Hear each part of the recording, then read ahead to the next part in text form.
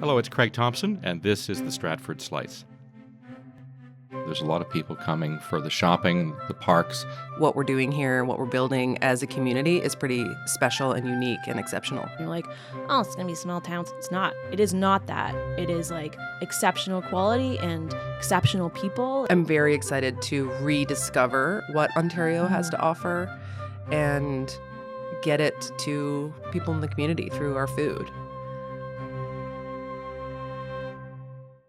It's not easy being a podcast host because often you have to be really good at talking to yourself, and sometimes you have awkward pauses. So today I've brought in a co-pilot, Joanie Chapple. Welcome. Hello. Joanie is a yoga master, community connector, and all-round inspirer of people. Thank you. And Would you agree with all of those things? so, well, no. I like some of those things, for sure. I love my community and I love my job. So try to combine those together. And we need to reinforce community connections. And today we have two wonderful guests who came in off the street by chance. We've got Megan Jones from the Starlight and Yva Santini, also at the Starlight, but a veteran of the Stratford culinary industry and the Stratford Chef School. So Megan and Yva, thanks for coming in. Thanks for having us. Happy to be here. Thanks for having us. So Megan, you are a Toronto transplant. And you came during COVID or after COVID or on the cusp of COVID. I can't remember exactly. What made you pull up roots and your successful Gaslight bar in the Junction? What decided, we're going to try something new and move off to Stratford? Yeah, I think a lot of things. I think obviously COVID changed the landscape for us. We also had young children, so we were kind of looking to move somewhere else so they would have a similar upbringing that I had. I'm originally from Brantford. And then, COVID happened. It changed everything. And my husband also has family in Stratford, which helped us. And they were very convincing on the hospitality industry in Stratford, which is obviously where we work. And so wherever we moved, we had to have a job. But the hospitality industry in Stratford was like very exciting. There was a lot going on. The restaurants were world class, so it was a no-brainer. You had a bit of an uproar from your loyal customers in Toronto when the Gaslight announced it was closing. Is that correct? Yeah, I think, the Gaslight was there for about 10 years, and the neighborhood really changed around us. So we were fortunate to be there when we did, and it was a community builder space. And so, people missed us, but things change, and it was a great time while we had it. But again, new things happen, and we're happy to be here. Now, Yva, you've been here for a long time. We've met many times before. You were at Patso's, many other places. You're at the chef school. What made you stick it out in Stratford after you graduated? Because a lot of people who go to the chef school end up going off to other cities. Yeah, I have been here a while, but I actually I went to U of T for a couple of years, the blink of an eye. And after realizing I wanted to work in a trade, I came back to Stratford to attend the chef school and had an opportunity to work at the Prune with Brian Steele and at Patso with Ian Middleton and Will Gaynor. And I never left. I just became a part of the community and was building teams and getting involved with other chefs and farmers, and it didn't feel like I was sticking it out. It felt like I came back to something that was growing. It felt, there was kind of this heyday in the restaurant industry and probably many other industries in the early 2000s. And so it was a great time to be in restaurants. And I would say I've only considered maybe doing something else, in the last sort of 5 years.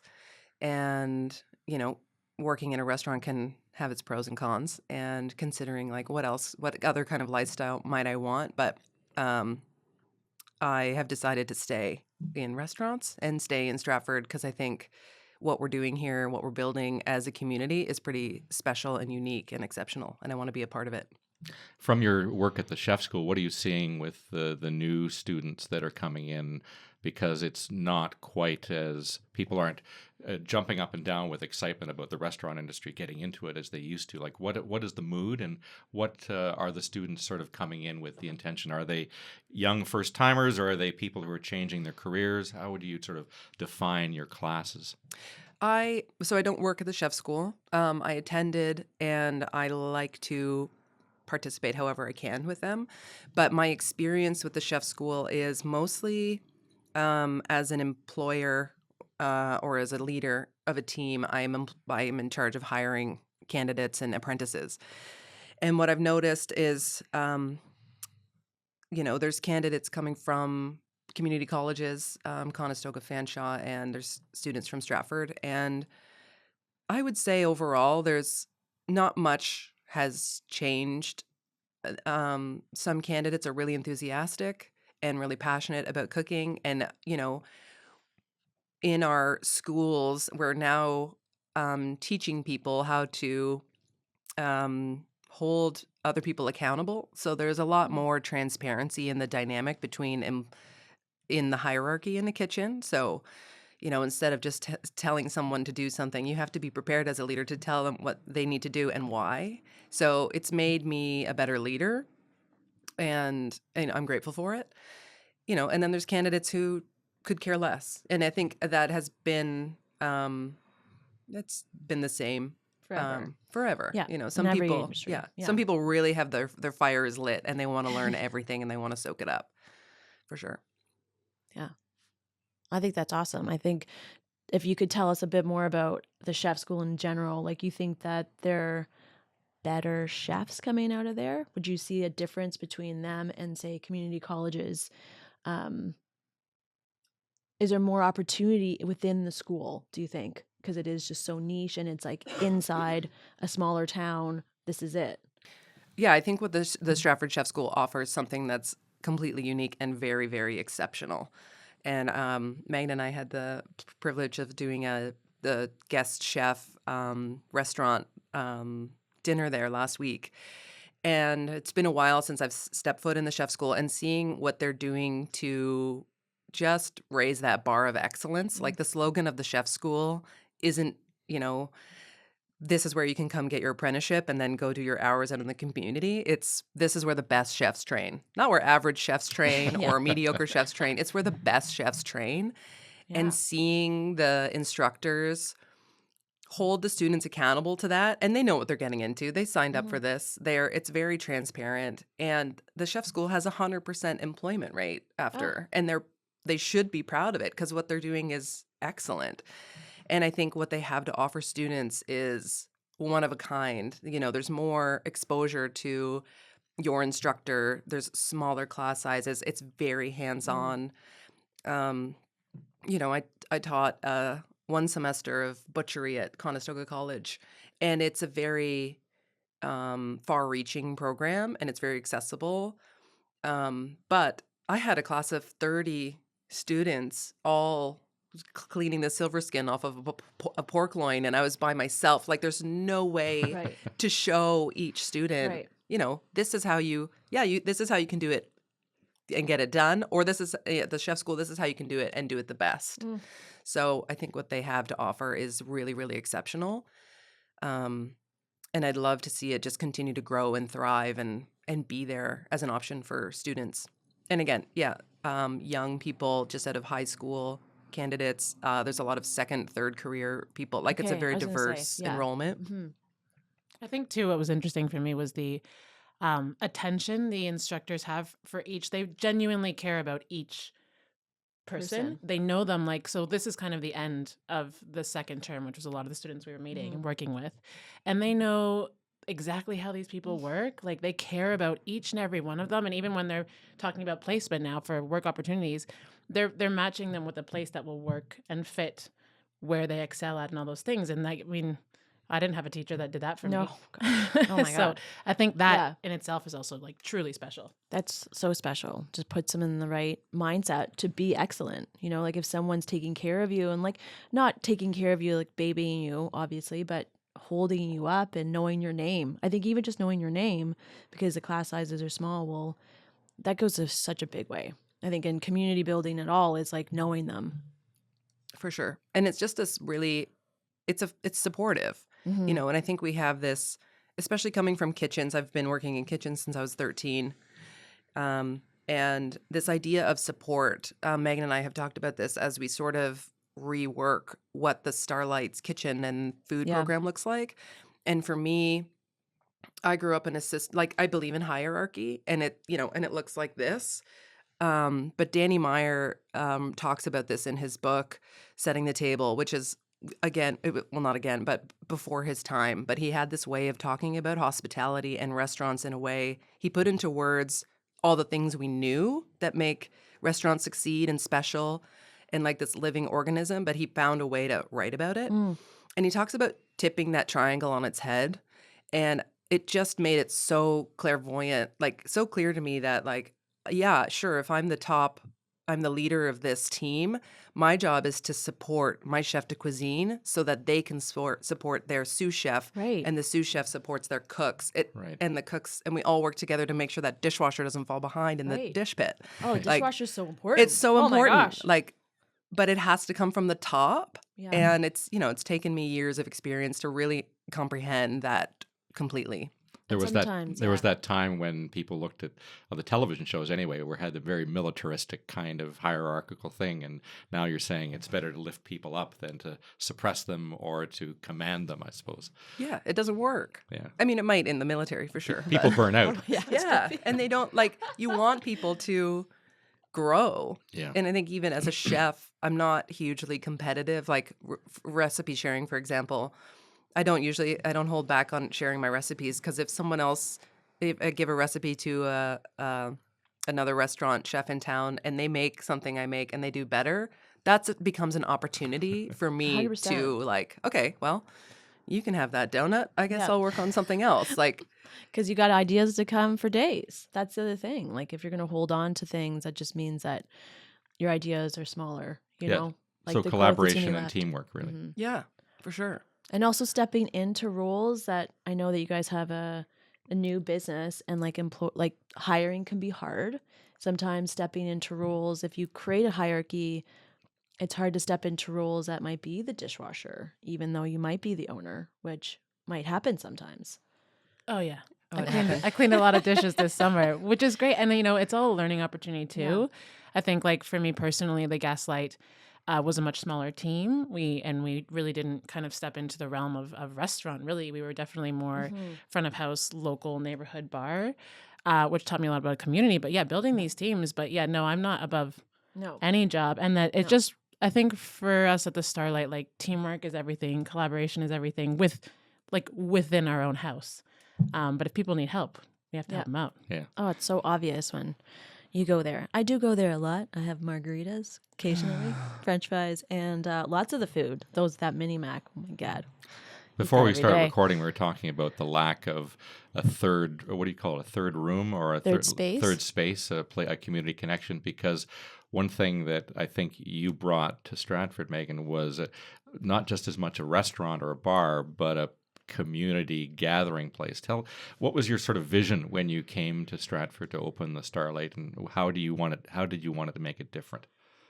Yeah, I think for us, like selfishly, we were looking to build our own community as we're not from Stratford originally. And while we knew a few people, you know, when we got here, I was like, where do we meet people? How do I meet the people? And so this, you know, we wanted to do something, and we enjoy working for ourselves. So when this opportunity arose, we kind of stepped into it. I wouldn't say blindly, but yeah, creating community was a big part of the whole thing. So yeah. And you came with this idea of having this retro motelish vibe. You were thinking about opening a motel originally, or what was I mean, that? I think that's a real dream. It just Stratford has these. It has like an outstanding number of motels, which was shocking. And always when we came to visit family over the holidays, when we came, I was like, "What's with the motels?" And of course, it supports the festival, and I totally understand it. But it's unique too. I mean, Stratford's unique for a lot of things, but it was just always something that interests me, and so we did. I think it was a pipe dream, but one that who knows what will bring. But yeah, so if we couldn't get the motel, we thought we'd just design this as our motel lobby. Well, Stratford has a lot of those love that. 1960s and 70s vibe motels on the edge of town. And I think there was a show on Netflix or one of the channels where somebody picked up an old motel in Wasaga Beach or something like that and did a Yes. series on The June. The June The motels, June, yeah. yeah. Yeah. Whew. Yeah, totally. Lovely. Yeah, very, very cool. So That's your future. I can see it. yeah, and you end up Yeah. where you're supposed to be. And I truly like, Yeah. this Starlight has really helped us build community and gave us kind of this fast track into the community of like the hospitality world in Stratford, which is incredible and has been so welcoming. So that's been fantastic. We're at the cusp of another season here. I mean, we're buried under snow, which hopefully is going to be melting soon. It's melting. It's melting, as long as it doesn't flood people's That's the other basements. thing. But cusp of another tourism season. What are your expectations for the future? We're going through a few difficult times right now between Canada and the United States, and we're trying to encourage a lot more locals and regional tourism. What is your expectations, and how do we sort of prepare for being adaptable? I think for Tim and I, who's my partner at the Starlight, I think we kind of come in with this like bright eye and bushy tail. So, our expectations are high. And I think Stratford's a really exciting place to be. And maybe because we're new, we don't have this past history. So we just see like the future is bright. And I think, we're excited for this season, but I also think there is lots of interest in coming to Stratford. And when I talk to people like friends from Toronto and that stuff, they're like, oh yeah, Stratford, or we came last year. We can't wait to come and do this thing, or there's Stratford has so much to offer. So my expectations are high. And I think we should all be excited. I think locally too, attracting a local customer for us was always like, to sound super naive, we didn't realize how significant the festival was, which it plays a massive part. But we, again, kind of thinking about this local community, the Starlight was for people that live in Stratford, and that's why we're open 7 days a week, all year round. And because there's people that live here and want to use their community, and they support the restaurants, and all year round's important. But yeah, expectations are high. Yeah, I love it. Stratford's exciting. Why not? Why not be awesome this year? Always. What I'm finding in the summertime here, when you walk around the river, not everybody is here just to see the theater. There's a lot of people coming for the shopping, the parks.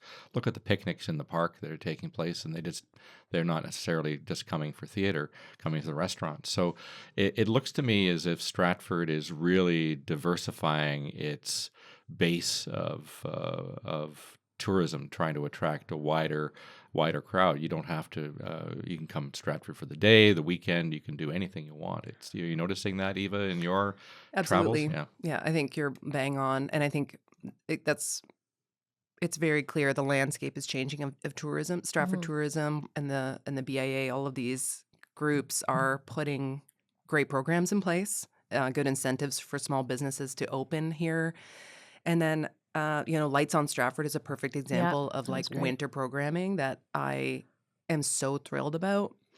The Here for Now theater getting their brick and mortar, this season. Like I can't tell enough people. Like the plays are great. Yeah. They're 90 minutes. It's exceptional acting. Brand new, like Steve Ross's playwriting. It's like that was so good. Yeah, it's wonderful, and it's drawing. I think. Regardless of the Stratford Festival is the anchor. Anchor, and it's incredible. It's also evolving. Anthony Totally. Cimolino has 2 more seasons, and then like I'm so curious, what is the new artistic director in 2027 gonna do differently? And also what I don't know how it works as an artistic director. I don't know too much about theater, but like, what's he gonna do for his last year? Like, I'm excited for 2025, but like, what's next summer gonna be like too?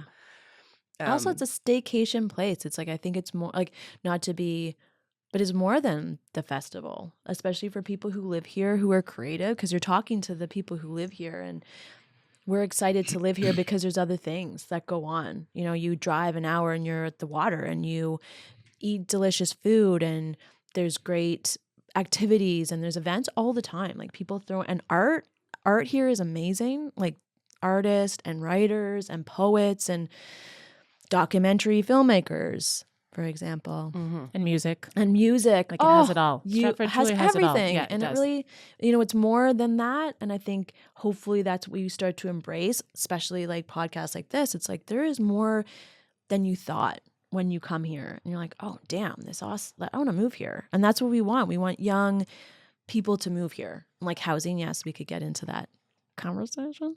But yeah, I think that's my hope and my dream, and more of like the Starlight, more delicious food and more people coming to embrace what all of it is, not just parts of it. Yeah. And I think like meeting you and Tim and your young family when you moved here, I was like, because I've been here for so long, and seeing young entrepreneurs, another person who sort of was a light to that, because I got, you get kind of stuck in a bubble and like, this is, when you're in it, it doesn't seem as bright sometimes. And I worked the same job for 14 years. And I remember when the Farm Juice Co. and Stratford BJJ came to town. Yeah. And I was like, oh, there's young people with young families moving here from Toronto and other places that are starting businesses that we want and use and love in this community that are different than what's here. And then after that, it's just like more people are moving here they're building things. And then you guys came, and I didn't meet you until 2024 or 2023, but moving here after the pandemic, it's like people want to move here and build lives. Yeah. And I think it just shows that Stratford's growing. This may be a nature of just being in a small town, but one of the things that I would love to see is more multicultural restaurants. We don't we have Japanese, we have some Chinese, Indian, but for authentic cuisine, you still have to go to Toronto. Is that because it's too much of a risk for the seasonality of the dining experience, or how can we attract more multicultural cuisine that might attract more multicultural tourists? Do you think? Is there any thoughts on that? Yeah, I've been asked this question recently, and I don't like opening a restaurant. I've never been an entrepreneur and I've never been an owner. I hope to do that one day, but it's a huge risk, and it just feels extra risky right now. So I'm so grateful for people like Megan and Tim and the people who I've worked for. I've worked for the Flour Mill, and I've worked for Patso and Revel, and these entrepreneurs taking risks to build things. Like I can't do what I do unless these people are taking these huge risks. And that is very clear to me. And I'm grateful for it. And it challenges me to do my best for them. But I don't know how to encourage people. Like, it is so hard to open a restaurant, and the housing is too challenging, and bank loans are startup is hard, and rental is hard. Like, it is still a problem that it's high. I'm sure like it's high rental and high risk and seasonal, like you said. Yeah. And speaking of creative entrepreneurs, a long time ago, I had some guests on the podcast who are from India, and they're both working as engineers at a Stratford company, and they couldn't find a place to buy Indian groceries apart from Kitchener. So on the side, they have a regular job.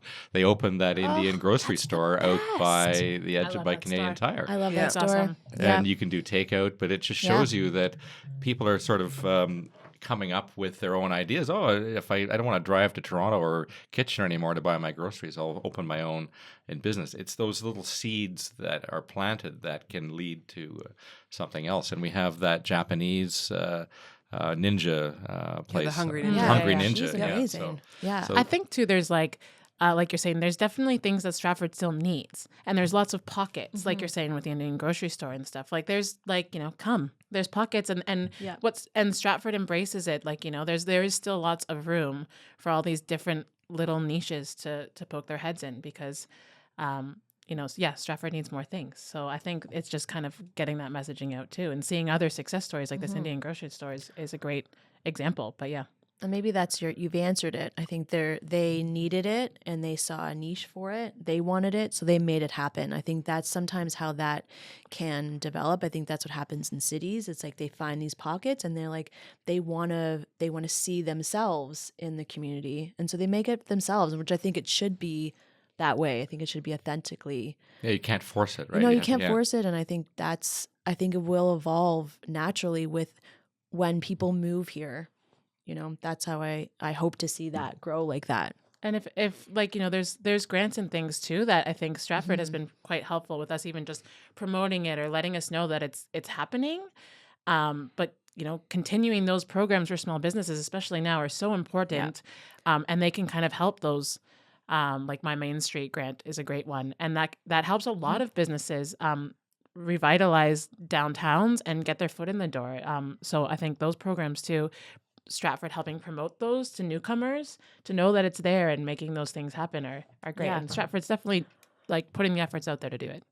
The My Main Street grant was really terrific. Did you have experience with that yourself? Yes, we did. Yeah, we applied last year, and we were lucky to get it. And it definitely helped us. It helped us create some signage so that people could actually see where the Starlight is, expand our seating, and everything helps, especially when you're a new business. So yeah, we were grateful for it for sure. So I hope they continue that program. Yeah. Fingers crossed for Please. Sure. Yeah. We were talking before we sat down that you were talking, do you think print media is dead? Like physical media. I think we are, yes, of the generation that was important to us, and that's how we consumed media in general. I don't think it is dead, which is interesting. And I would like your opinion about it, especially in culinary, food magazines, etc. How you see it. I've asked a lot of people this because I feel like I'm at an age now that I want print media so much more than I did in my like early 20s and 30s.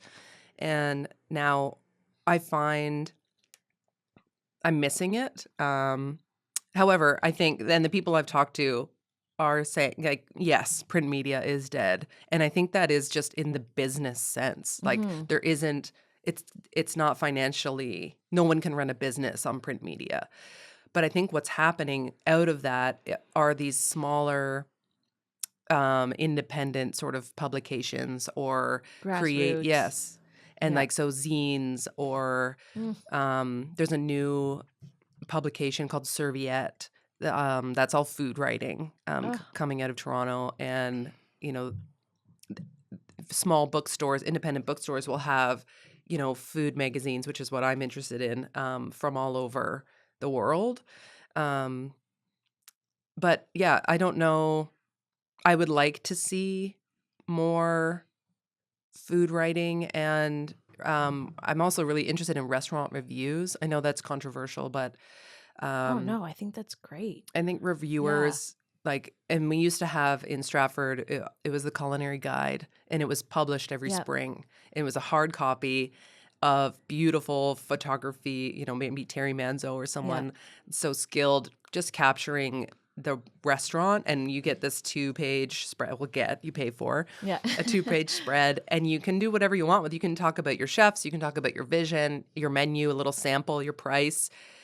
And I remember being a cook and anticipating that and seeing like what are other people in the community doing this season, and it created this like buzz and interest of like.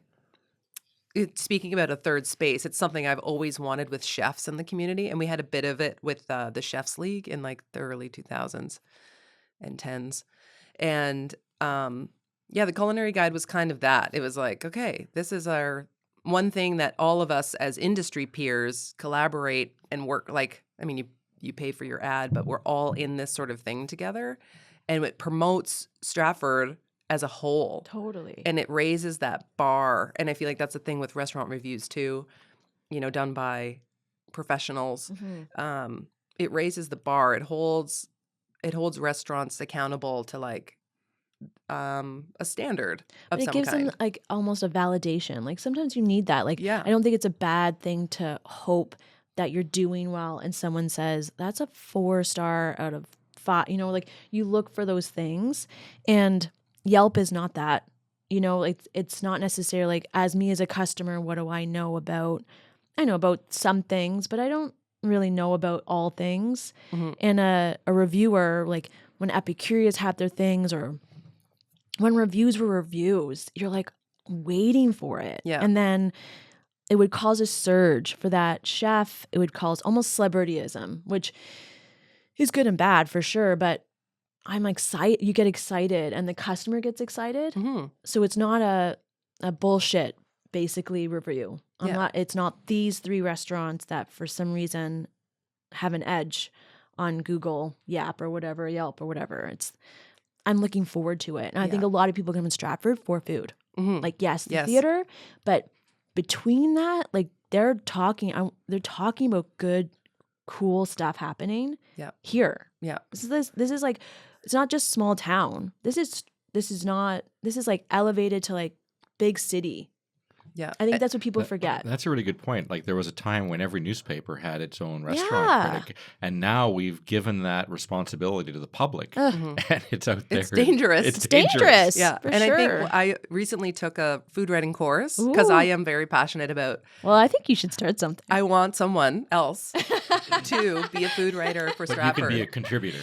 And I want and just what I learned about it right out of the gate, a really great instructor who wrote for many good, like Toronto Life and Maclean's. And immediately he's like, what I learned about it is, A, it's a skill. Mm-hmm. It's not just like, oh, I think this food is good and this food is bad. It's like, no, this isn't Yelp. Yeah. You're a professional. And there is like a way to review a restaurant. And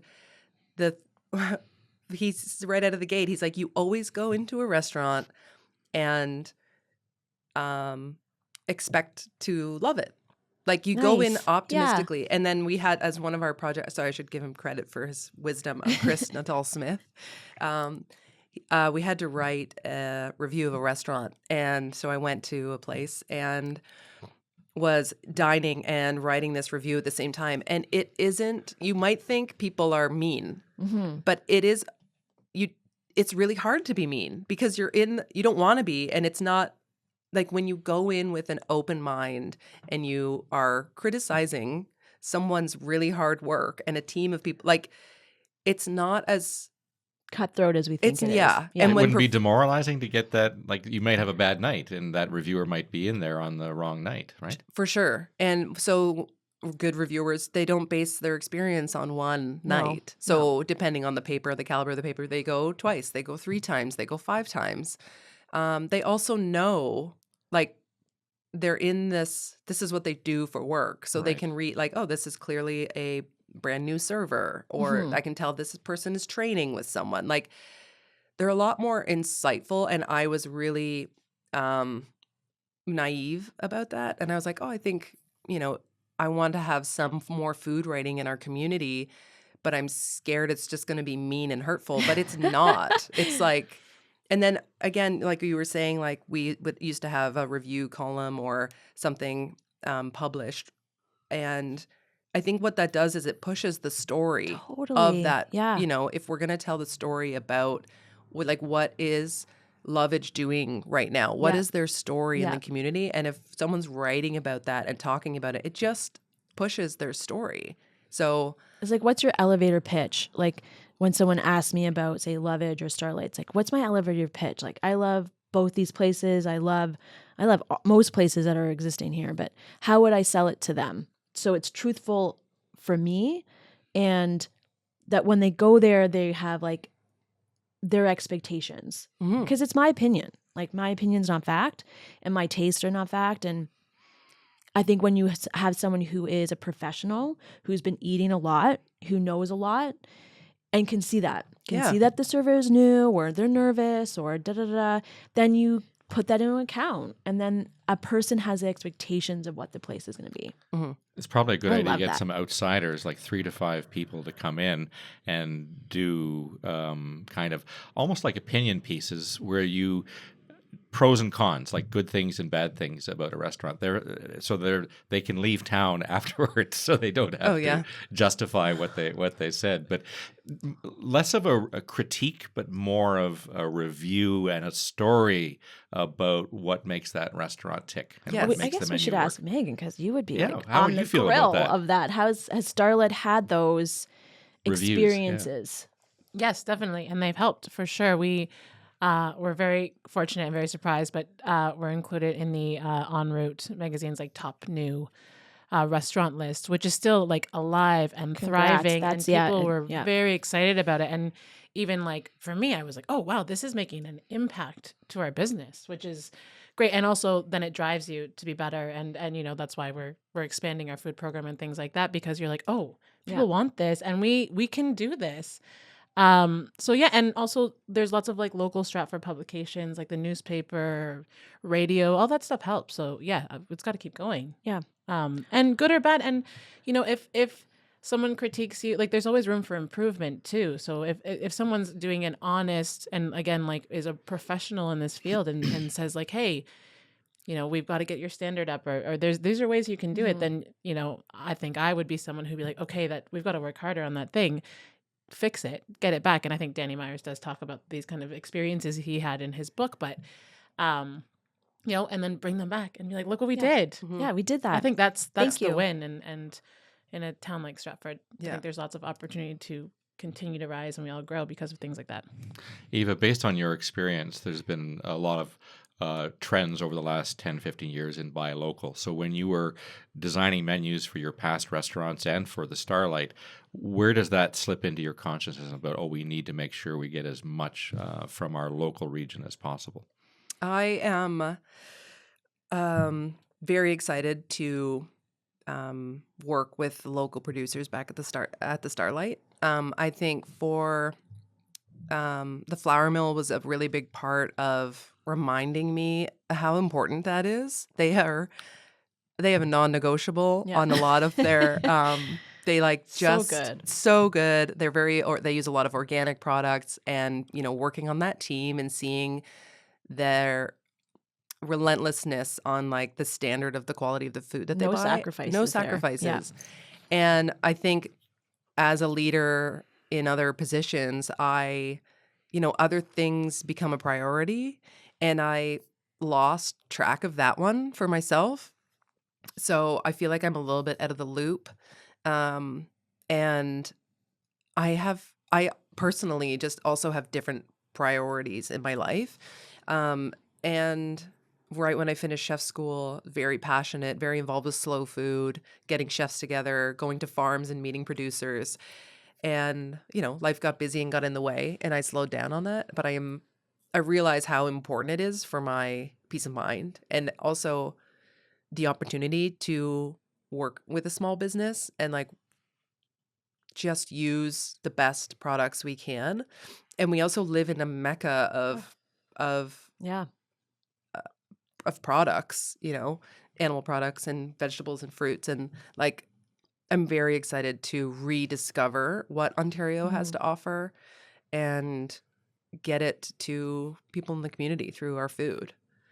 I think too, like for us coming from Toronto, like we were hyper aware of like, we are outsiders and moving into a community, and in terms of our beer and things, we were like, okay, well, if we're going to buy, we need to buy as local as possible. So all our draft beer is from as close to Stratford as possible. So Stratford, St. Mary's, or Shakespeare. And even in our canned cocktail or canned beer programs, it would have been very easy us to go to any of the Toronto breweries, and because we've made those relationships and they're fantastic. But it was some stretch to find places that are around Perth County and London and all those like smaller communities here, because I'm a strong believer, and I know Yva is too, if we support our community, it just feeds everything that's happening here. So I think it's important for like the whole facet, if you can buy as local as possible and support breweries like Black Swan and all those things. Like we all help each other. And then it just like looks like and we have it. It's not like it's a stretch. No, it's like we're you lucky. have a plethora of, you're like, oh, which ones do we actually draft? Like you could put all of them on draft, that it is that we have an abundance of stuff here. And there's wineries popping up in Perth County. Like even like fun. Ontario has all this great produce, but Perth County in itself, like we are very fortunate in what we have access to. But if we don't support those other businesses, then then they won't. They won't survive. Yeah. I think the whole thing, coming back, actually a question about Toronto 10 years ago to Stratford now, I think the culture is different of what I can view.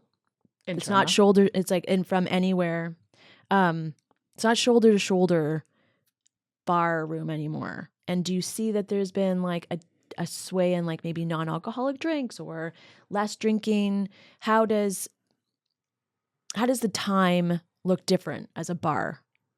Yeah, I think you're right. The trends are changing, and even that, I think it's that third space idea. Like the bar can evolve, and the bar can become like we can have very excellent, which we do, and we continue to build non-alcoholic options, or we have to pivot and focus a little more on food. Like there's all like we can evolve, and we should keep evolving for health trends or whatever. But that notion of this third space, that shouldn't change. No. And getting people off their phones and into these spaces where they're talking with each other and meeting new people, and that's how we all learn. And so I think that part of the bar and restaurant is really important for me, and these like tangible experiences that connect us all.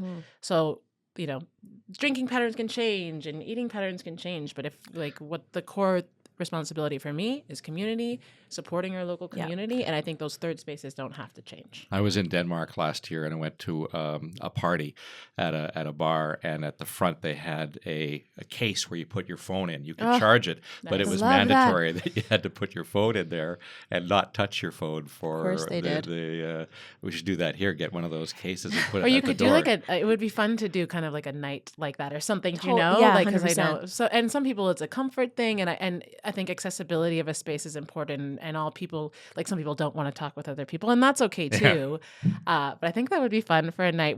I constantly remember, so the Gaslight was this, it was mostly bar. It was very tiny, this little hole in the wall, but we made it mostly bar because that's what we enjoyed doing. Like that's where me and my husband met, was at a bar, and we would go out and you would talk to people, and that's what our favorite spaces had.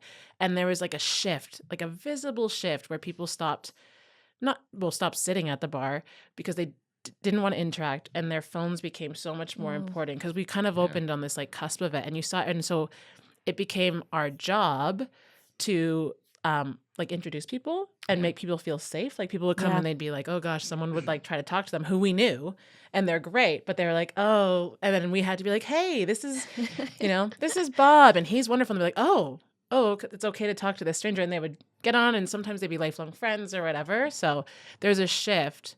But I also think now it's shifting again. In the other direction?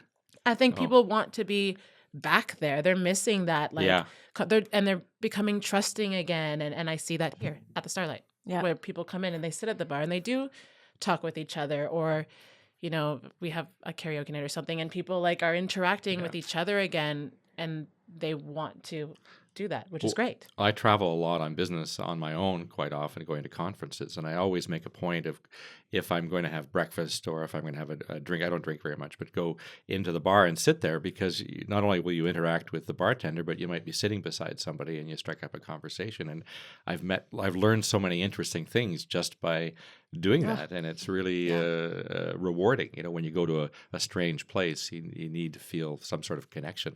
I think the chef school too, to bring it back to our experience, like I saw that firsthand. I wasn't in the kitchen that night, but I was on the floor, and all these, like the food and Yva and just what was happening at the chef school, all these tables were talking to each other. They didn't come together, but they might have known each other from the past. But it was like a massive community builder. People came there for the excellent food and the experience, but also to talk with each other across the room. Like people were getting up, and so it's there, and people want it. You were talking earlier, Eva, about the power of storytelling. We do a project here at Bell and Ran. It's a series for Bell called Farm to Fork. It's now going into its third season on Bell. And I never imagined the emotion and the passion. It's about farmers telling their stories why they love what they do, why they work 7 days a week around the clock to make food for our tables. And at the end of every show, we cook something at the farm gate. And I never realized that no matter which farmer you talk to, their story is extremely powerful. And not just the restaurant stories, but we need to tell the whole story of our entire food chain, our food supply. And it's just, I never imagined that the stories would be so rich and powerful. You know? You're totally right. I think farming is hard, and I think it is a labor of love. And, you know, people, they dedicate their life to it. And you know, they want to do the best. So each farmer is going to, you know, you put this much time and energy into it, they're going to make something great. And it's so critical to our community and everything. And I think there's a disconnect because of grocery stores and how we shop in this country, that we forget the farmer. And to have access, direct access through CSAs, farmers markets, and those, you know, you can buy Monforte cheese from her website, and it's very streamlined and easy. And creating access to get these excellent products, I think we're pretty lucky. Yeah. But yeah, the stories, that's where it begins, you know. And then it's just, you can taste it. Like, you can taste the difference in, you know, it hasn't traveled very far. The love is going into the product, and it's cared for, and it just shows through. What we're noticing also is second and third generations, the young people who are coming back to the farm are coming back to the farm, but not doing it the old way. They're coming up with a new product or a new idea to make their farm different. And we're also noticing a lot of new immigrants and newcomers who come to Canada saying, hey, why aren't you growing this or that, and I'll do it myself. So it's fascinating. I think we're seeing a big shift, not only in the restaurant sector, but also in the local food movement, and how people are catching on to ideas that others might not have thought about before. Well, I think COVID, in its positive swing to it, a lot of people were taking on gardening for you know, that hot second when everyone was doing sourdough as well. And they realized how hard it is. Like, you're looking at a carrot and you're like, this is the carrot I got. This is not going to feed my family. And then you go to the grocery store, you're like, oh my God, how do these people grow these carrots? And you're like, there's so much more I think it helped an appreciation in that way, because we're like, oh, well, I'm just going to do this for fun and it's going to be easy. And it's terribly not easy for some of us. I point myself. Yeah, myself too. You know, and I'm not a farmer. And so I'm going to pay for that. I'm also going to pay for someone to butcher food. That's also, like, I think that those two things are now not disconnected. You're like, if you're going to, and I think it was helpful for that. And I think more people are wanting to have something farm to food or farm to table, because they appreciate it, because they tried it in the slow time. COVID was that slow time, which is, great in a way, you know? Yeah. And you shift, like, unfortunately, we have, you know, less disposable income. Yep. But it's about, I mean, necessity. Like, you have to pay for your house. But it's prioritizing where you want to spend, you know? And I think if you can make some shifts and you can prioritize buying a few things local just to start. And I think you'll find, like, you'll find that they're really competitive. Yeah. Like, I'll be honest. Yeah, totally. They're like, buying local for the restaurant, it works financially. Great. Like, that's good to know. Yeah, the price, because the prices are reasonable, and they're like, it's usually really competitive.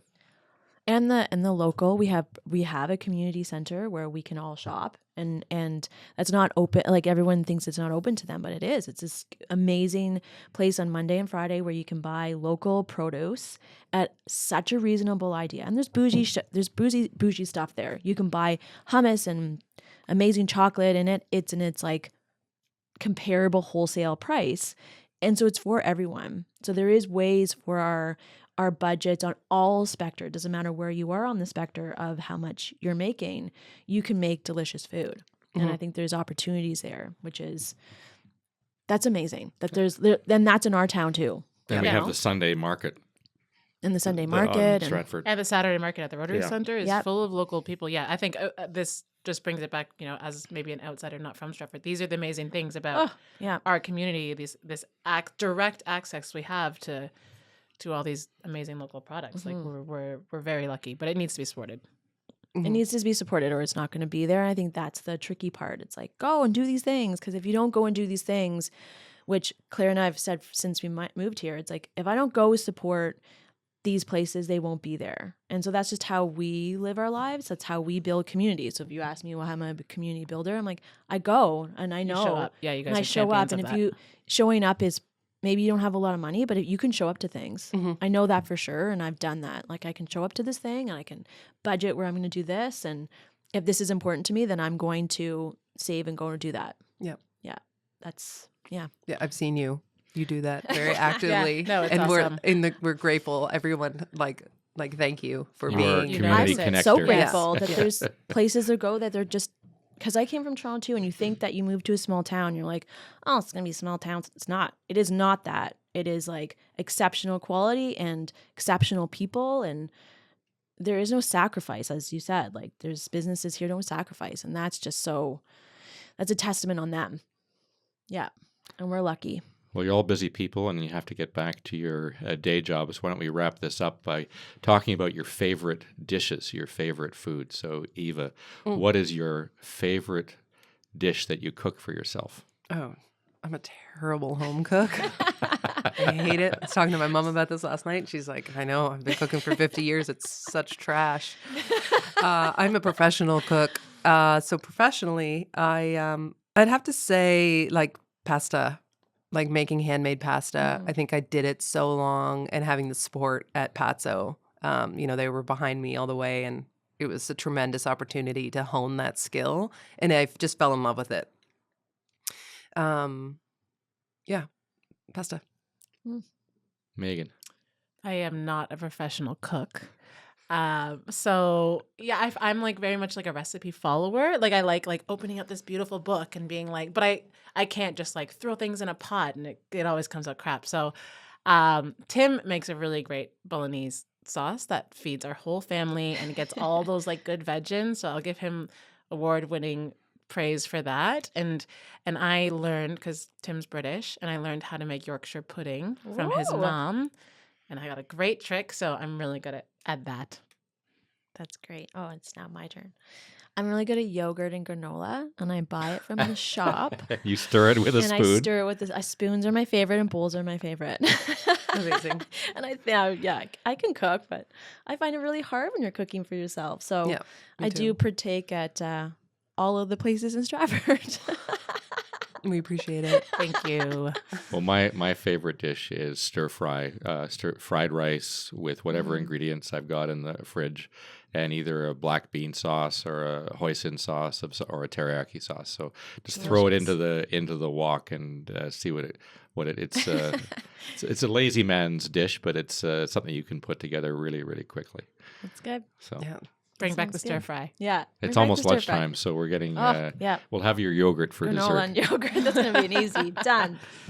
Well, thanks for coming into the studio today, Yva Santini, Megan Jones, and Joanie. We may see you back here again if Yeah, you love to. like this experience. Oh, meeting new people. It's my Thanks favorite for thing. having. Thanks for having us. This has been awesome. Let's do it again. Thanks a lot. Thank you. Bye.